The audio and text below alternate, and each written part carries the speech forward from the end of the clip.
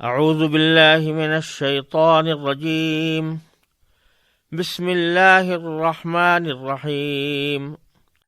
لیکن جب یہ چیزیں ثابت ہو جائیں تو پھر ہاتھ کاٹنے کی سزا اس طرح دی گئی ہے کہ فرمایا نکالم من اللہ۔ اس کا مقصد یہ ہے کہ ایک مرتبہ کسی کا ہاتھ کٹ گیا اور بھرے مجمع میں کٹ گیا، لوگوں نے دیکھ لیا کہ یہ حشر ہوتا ہے، تو ایک آدمی کا ہاتھ گیا اور ہزاروں انسانوں کو عبرت ہو گئی۔ نکالم من اللہ، یہ اللہ تعالیٰ کی طرف سے عبرت کا سامان ہے۔ اب بعض لوگ آج کل اس طرح کی باتیں کرتے ہیں کہ بھئی یہ تو بڑی وحشیانہ سزا ہے، بڑا سنگ دلانہ عمل ہے۔ اب عجیب بات ہے کہ ان کو مجرم کا سنگ دلانہ عمل یاد نہیں رہتا۔ یعنی مجرم نے تو بڑا شریفانہ کام کیا تھا، ہم اس کے ساتھ سنگ دلانہ کام کر رہے ہیں، وہ نظر نہیں آتا اور اس کا ہاتھ نظر آ جاتا ہے۔ ایک زمانے میں لوگوں کو اعتراض ہوتا تھا، بعض جو اس طرح کے عقل پسند کہلاتے ہیں یا عقل پرست کہلاتے ہیں، اسی میں ایک شاعر تھا ابو العلا محری، وہ مشہور ہے، شام کا شاعر کے اعتبار سے بہت مشہور ہے، لیکن ساتھ ہی اس کو کچھ دین سے تعلق نہیں تھا، بلکہ دین کے خلاف ایک باغیانہ قسم کے خیالات تھے۔ تو اس نے ایک شعر کہا جس میں شریعت کے تضاد کو بیان کر رہا تھا کہ شریعت میں یہ تضاد ہے۔ شعر یہ کہا کہ یدم بخمس مئن اسجد بدیت فما بالها قطعت فی ربع دینار۔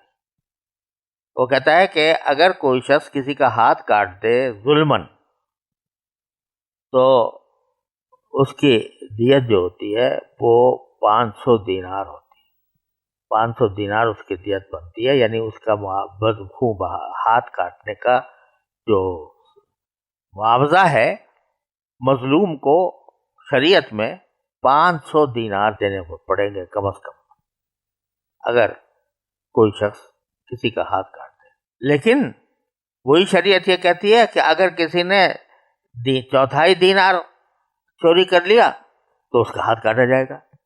تو ایک جگہ تو یہ کہہ رہے ہیں کہ ہاتھ کی قیمت یہ ہے کہ 500 دینار، اگر کوئی کاٹے کسی کا ہاتھ تو 500 دینار واجب ہوں گے، اور اگر کوئی چوتھائی دینار چوری کر لے تو اس کے اوپر قطع ید کی سزا ہو جاتی ہے، ہاتھ کاٹنے کی سزا ہو جاتی ہے۔ تو یہ اس نے شریعت میں تضاد ثابت کرنے کی کوشش کی۔ اس کا جواب دیا امام شافعی رحمۃ اللہ علیہ نے، شعر ہی میں جواب دیا، اور جواب میں فرمایا کہ ہناک مظلومۃ غالت بقیمتها وہاں ہنا ظلمت ہانت علی الباری۔ وہاں جب کوئی شخص ظلمن کسی کا ہاتھ کاٹتا ہے تو وہ ہاتھ مظلوم ہوتا ہے، اس کی وجہ سے اس کی قیمت بڑھی ہوئی ہے 500 دینار، اور یہاں چور جو ہے اس کا ہاتھ یہ جو ہے اس سے ظالم کا ہاتھ ہے، ظالم ہاتھ ہے، تو یہ اس کی قیمت تھوڑی سی رہ گئی، 2 دینار رہ گئی۔ تو حقیقت یہ ہے کہ ظالم کے ہاتھ کو اگر کاٹ دیا گیا اور اس کی وجہ سے ہزاروں افراد کی جان مال محفوظ ہو گئی تو یہ کوئی گھاٹے کا سودا ہے۔ تو اس لیے یہ اعتراض فضول ہے۔ جب اللہ تعالیٰ کی طرف سے کوئی حکم آتا ہے تو وہی اس کی حکمتوں کو جانتا ہے۔ اسی لیے آگے فرمایا واللہ عزیز حکیم، اللہ تعالیٰ صاحب اقتدار بھی ہے، صاحب اقتدار ہے اس لیے کہ وہ ساری کائنات کا مالک ہے، تو جو کچھ حکم دے گا وہ نافذ ہونا ہے کیونکہ اقتدار اسی کا ہے۔ اور اس کے بارے میں یہ سمجھے کہ جیسے بے مہار بادشاہ ہوا کرتے تھے تو وہ اپنی مرضی چلاتے تھے، جیسا چاہے کہتے تھے، چاہے ظلم ہو جائے۔ تو صاحب اقتدار ہونے کے ساتھ ساتھ باری تعالیٰ حکمت والا ہے، لہذا کوئی ایسا حکم جاری نہیں کرتا جس میں حکمت نہ ہو، لہذا اس حکم میں بھی حکمت ہے، یہ حکمت پر مبنی ہے۔ واللہ عزیز الحکیم، اللہ تعالیٰ صاحب اقتدار بھی ہے، حکمت والا بھی۔ آگے فرمایا فمن تاب من بعد ظلمہ واصلح فإن اللہ یتوب علیہ، کہ اگر چوری کے بعد کوئی شخص جس نے چوری کی ہے وہ اگر توبہ کر لے اپنے ظلم کے بعد اور اپنی اصلاح کر لے تو اللہ تبارک و تعالیٰ اس کی توبہ قبول کرتا ہے. یعنی یہ گناہ ہو گیا تو اس کے بعد اگر توبہ کر لے تو اس توبہ کو اللہ تعالیٰ قبول فرما لے گا. یہاں یہ بات ذکر کرنا مناسب ہے کہ ڈاکہ ڈالنے کی جو شرعی سزا پیچھے بیان کی گئی تھی اس میں بھی معافی کا ذکر ہے اور چوری کی سزا کے بعد بھی معافی کا ذکر ہے، لیکن دونوں جگہ کی معافی کے بیان میں ایک خاص فرق ہے، اور اسی فرق کی بنا پر دونوں سزاؤں میں معافی کا مفہوم فقہا کے نزدیک مختلف ہے.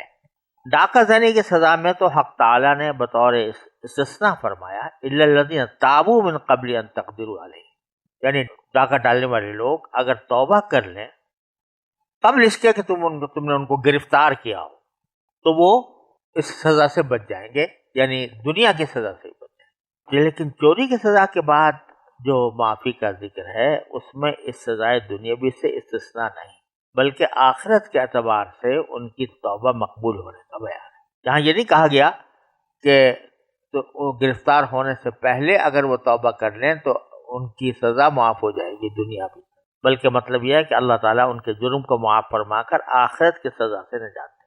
لہذا اکثر فقہاء کرام کا قول یہی ہے کہ ڈاکو اگر گرفتار ہونے سے پہلے توبہ کر لیں تو ڈاکے کی شرعی سزا ان پر جاری نہ ہو، لیکن چور اگر چوری کرنے کے بعد چاہے گرفتاری سے پہلے یا بعد میں چوری سے توبہ کر لے تو حد سرقہ جو دنیاوی سزا ہے یعنی ہاتھ کا کاٹنا وہ معاف نہیں ہوگی. ہاتھ تو کٹے گا لیکن آخرت کی سزا سے وہ توبہ کے بعد بچ جائے گا. اس لیے دونوں کا یہ فرق سمجھ لینا ضروری ہے. پھر باری تعالیٰ نے فرمایا کہ ان اللہ غفور الرحیم، اللہ تعالیٰ بہت بخشنے والا بڑا رحم کرنے والا ہے، لہذا بڑے سے بڑے گناہ سے اگر کوئی توبہ کر لے تو اللہ تعالیٰ توبہ قبول فرما لے. علم تعلم ان اللہ لہ ملک السماوات، پھر یہ اللہ تعالیٰ نے اپنی قدرت کا بیان فرمایا. یہ جو دماغ میں خیال پیدا ہوتا ہے کہ بھئی یہ تو بہت ہی وحشیانہ سزا ہے اعوذ باللہ، تو ارے بھائی تم نہیں جانتے سلطنت اللہ ہی کی ہے آسمان و زمین، وہی جانتا ہے، جس پر چاہتا ہے عذاب دے دیتا ہے، جس کو چاہتا ہے معاف کرتا ہے، یعنی اپنی حکمت بالغہ کے تحت جس کو وہ چاہتا ہے تو اس کو عذاب اور جس کو چاہتا ہے بخش دیتا ہے. واللہ علی کل شیء قدیر، اور اللہ تبارک و تعالی ہر چیز پر قدرت رکھتا ہے.